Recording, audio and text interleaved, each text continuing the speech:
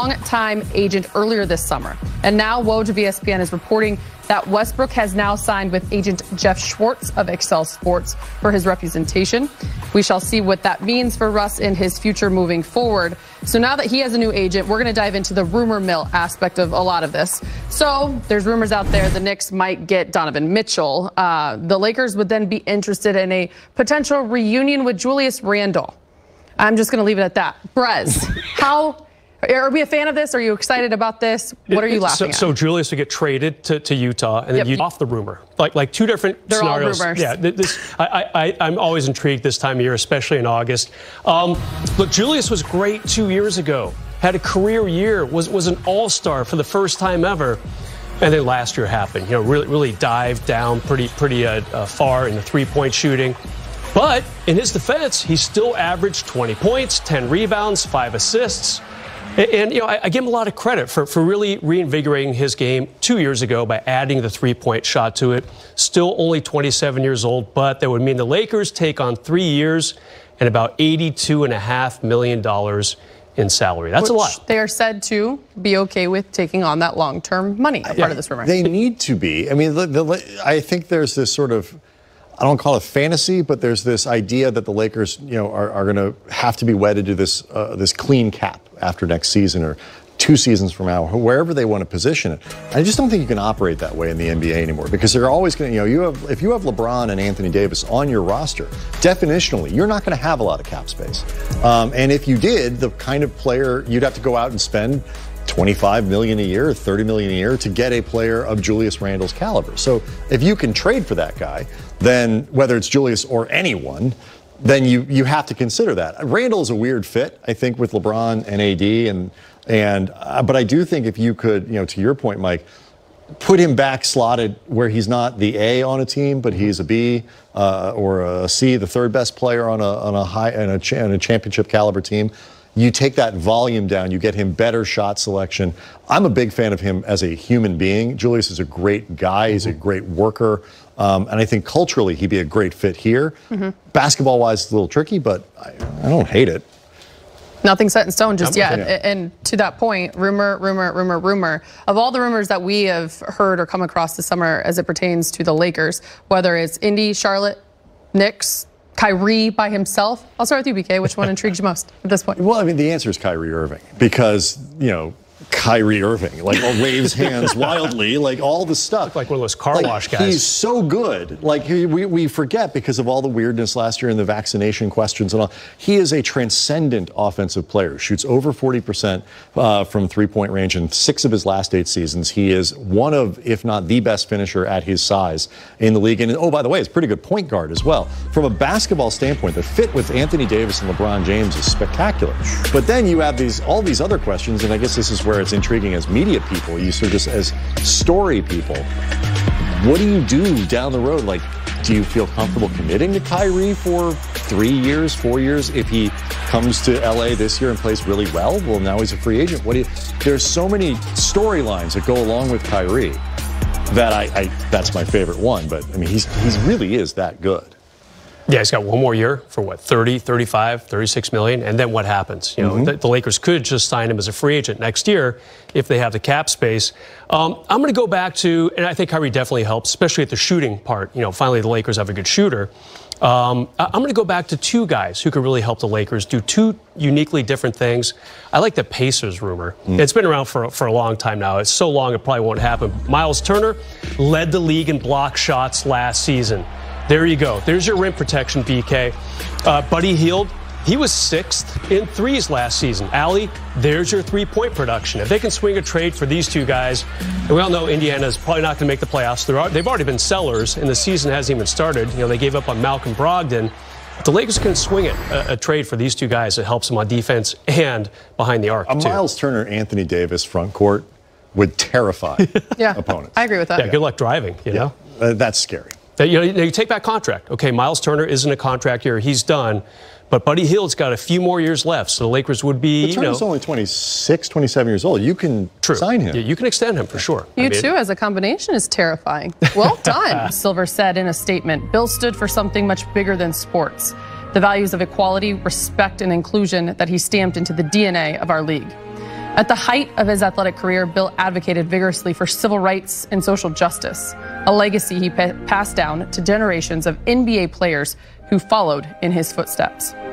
Through the taunts, threats, and unthinkable adversity, Bill rose above it all, and remained true to his belief that everyone deserves to be treated with dignity. And now for more on the life and legacy of Bill Russell, we send it over to Mike Bresnahan and Big Game James Worthy. Thank you for that, Allie. And indeed, James, a tough couple days for the NBA world, and for those people that knew him, too. And I know you played a little bit after his career was over, but he was so important in so many different ways. What went through your mind when you heard he passed 2 days ago? Well, fortunately, Brez, I got to spend some time with Bill Russell over the years. Whether we were playing the Celtics in Boston, or whether it was at a Hall of Fame inductee, or at a golf charity event.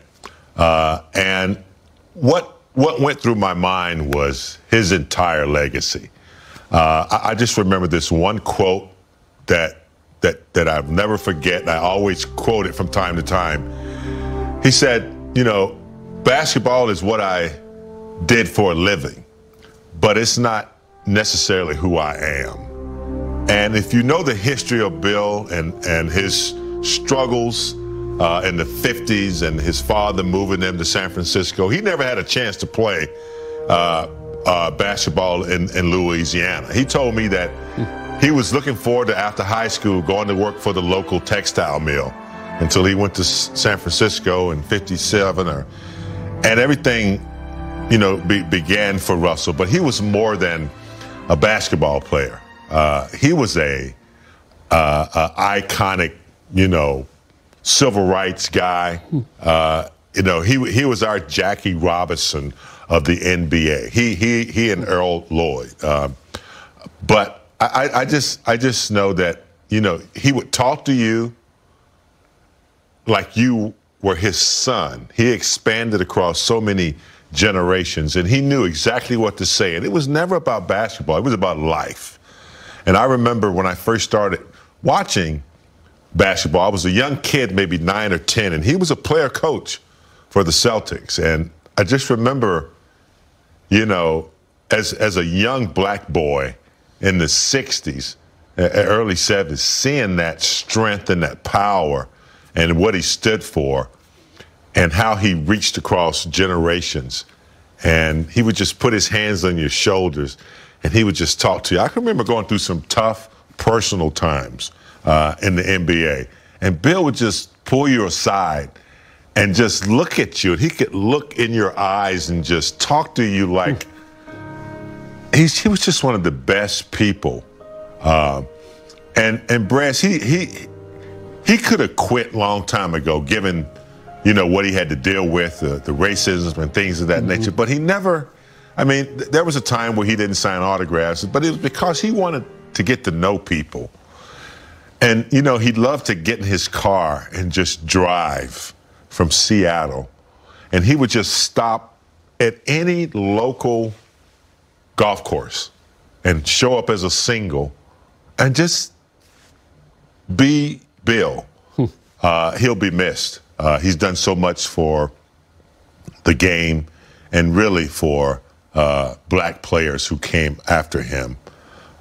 His legacy will never be forgotten. Never. Yeah, thanks for that, James. And the best part is we haven't even talked about his basketball yet. You know, he was such a big icon off the court. Back in 1961, he arranged for a kind of spearheaded a protest of a preseason game because 2 of his teammates were denied service at a coffee shop earlier in the day in Kentucky. And so he wasn't just about, you know, rebounds and points and that type of thing. He really was larger than life off the court. Yeah, he was. And you know, when you talk about Bill, you talk about the Medal of Honor he received from the president, because 11 championships. And nobody even brings him up as being, you know, the greatest ever based on championships.